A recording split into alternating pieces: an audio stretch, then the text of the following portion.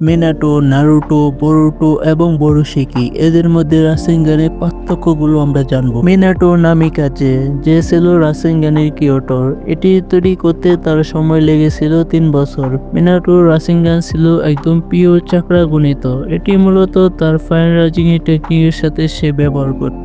Naruto ওজুমাকি, নারুটোই প্রথম ব্যক্তি যে রাসেনগানকে পূর্ণতা দেয়, তার সাথে সে উইং স্টাইল যোগ করে রাসিন শুরিকেন। নারুটোর কাছে বিশাল পরিমাণে চাকরা থাকায় সে জয়েন্ট রাসেনগান, ম্যাসিভ রাসেনগান এবং কুরামার পাওয়ার শক্তি ব্যবহার করে বিভিন্ন ধরনের রাসেনগান তৈরি করেছে।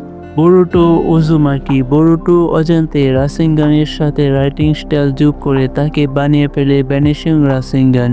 এটি ছুড়ার পর মাঝপথে অদৃশ্য হয়ে যায়, যা শত্রুকে চমক দেওয়ার জন্য সেরা। তাছাড়া বোরুটো এখন রাসেনগান উজুইকো ব্যবহার করতে পারে, যা পৃথিবীর চূড়ান্ত শক্তিকে কাজে লাগায়। এটি বর্তমানে অন্যতম শক্তিশালী টেকনিক। বোরোশিকি, বোরোশিকির রাসেনগান তো অন্য লেভেলের, এটি অনেক বেশি শক্তিশালী।